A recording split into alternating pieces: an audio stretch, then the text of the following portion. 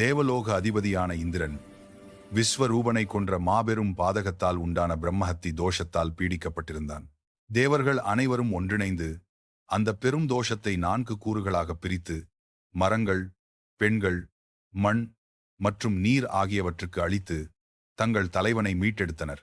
ஆனால் தன் மகனை இழந்த துயரிலும் கோபத்திலும் இருந்த துவஷ்டா விஸ்வரூபனின் தந்தை இந்திரனை ஒருபோதும் மன்னிக்க தயாராக இல்லை. அவர் மாபெரும் சக்தி வாய்ந்த அபிஷார ஹோமத்தை நிகழ்த்தி கோர வடிவம் கொண்ட விருத்திராசுரன் என்ற கொடூர அசுரனை படைத்தார். கொலைவாளை கையிலும் எவராலும் வெல்ல முடியாத உடல் வலிமையையும் தாங்கி பிறந்த அந்த அசுரன் ஆண்ட சராசரங்களை அதிர்வைக்கும் இடி போன்ற குரலில் சிரித்தான். துவஷ்டா அவனை நோக்கி, உடனே தேவலோகம் சென்று தேவர்களை துவம்சம் செய், தேவேந்திரனை அழித்து விட்டு வா என்று ஏவினார். ஐராவதத்தின் மீது ஏறிக்கொண்டு இந்திரன் போருக்கு வந்தான். ஆனால் விருத்திராசுரன் மிக மூர்க்கத்தனமாகவும் பயங்கரமாகவும் போரிட்டான். அவனது அசுர பலத்திற்கு முன் தேவர்களால் அரை மணி நேரம் கூட தாக்குப்பிடிக்க முடியவில்லை. சினம் கொண்ட இந்திரன் தன் கையில் இருந்த வலிமை மிக்க வஜ்ராயுதத்தை அசுரன் மீது எரிந்தும் அது அவனது உடலில் ஒரு சிறிய கீறலை கூட ஏற்படுத்தவில்லை. விருத்திராசுரனுடன் போரிட்டு வெல்வது சாத்தியமில்லை என்பதை இந்திரன் உணர்ந்தான். தன்னை காத்துக்கொள்ள வழியறியாத இந்திரன் நேராக சத்தியலோகம் சென்று படைப்பு கடவுளான பிரம்மனை சந்தித்தான். பிரம்மன் இந்திரனை அழைத்துக் கொண்டு வைகுந்தம் சென்று காக்கும் கடவுளான திருமாலை சந்தித்து ஆலோசனை கேட்டார். திருமால் புன்னகையுடன், இந்திரனே, உனது வஜ்ராயுதம் பழமையாகிவிட்டதனால் அசுரர்களின் உயிரை வாங்கும் அதன் பழைய வலிமையை இழந்துவிட்டது. உனக்கு இப்போது புதிய வஜ்ராயுதம் ஒன்று தேவை.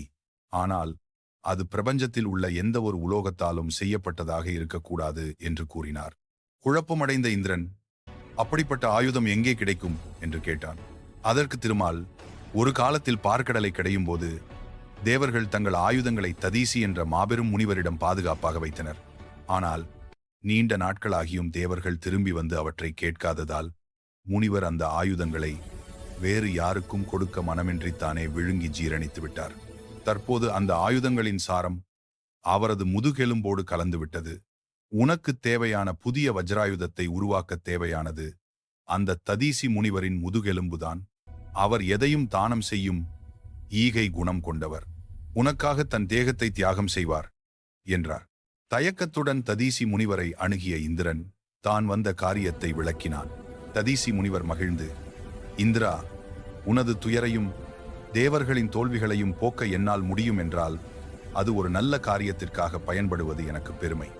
தேவர் குலம் தழைக்கவும் அசுரர் குலம் அழியவும் இந்த சந்தர்ப்பத்தை பயன்படுத்திக் கொள்கிறேன் என்று கூறினார். அவர் உடனே சுபயோக சமாதியில் ஆழ்ந்தார்.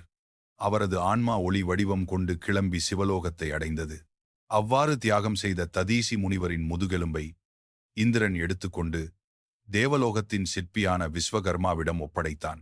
விஸ்வகர்மா அந்த எலும்பை பயன்படுத்தி பிரபஞ்சத்திலேயே வலிமையான புதிய வஜ்ராயுதத்தை தயாரித்துக் கொடுத்தார். அந்த புதிய ஆயுதத்தை பெற்ற இந்திரன் தன்னுடைய 4 வகை படைகளையும் திரட்டிக்கொண்டு விருத்திராசுரனை மீண்டும் எதிர்க்க போர்க்களம் நோக்கி புறப்பட்டான்.